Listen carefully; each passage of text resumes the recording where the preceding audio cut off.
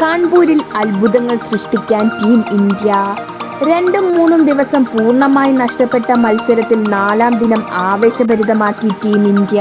107-ന് 3 എന്ന നിലയിൽ ബാറ്റിംഗ് പുനരാരംഭിച്ച ബംഗ്ലാദേശ് മൊമിനുൽ ഹക്കിന്റെ സെഞ്ചുറിയുടെ പിൻബലത്തിൽ ആദ്യ ഇന്നിംഗ്സിൽ 233 റൺസ് എടുത്തു. ഇന്ത്യക്ക് വേണ്ടി ബുംറ 3 വിക്കറ്റ് സ്വന്തമാക്കി.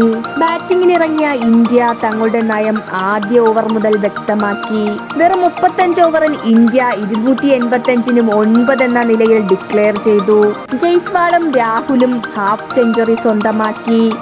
52 റൺസിന്റെ ലീഡ് സ്വന്തമാക്കിയ ഇന്ത്യ അവസാന മണിക്കൂർ ബംഗ്ലാദേശിന് ബാറ്റിംഗ് കൊടുക്കുകയായിരുന്നു.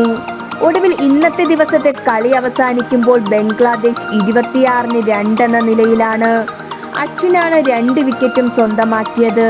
നാളെ കളിയുടെ അവസാന ദിവസമായിരിക്കുമ്പോൾ മത്സരം ശരിക്കും ഇൻട്രസ്റ്റിംഗ് ആയി മാറിയിരിക്കുന്നു.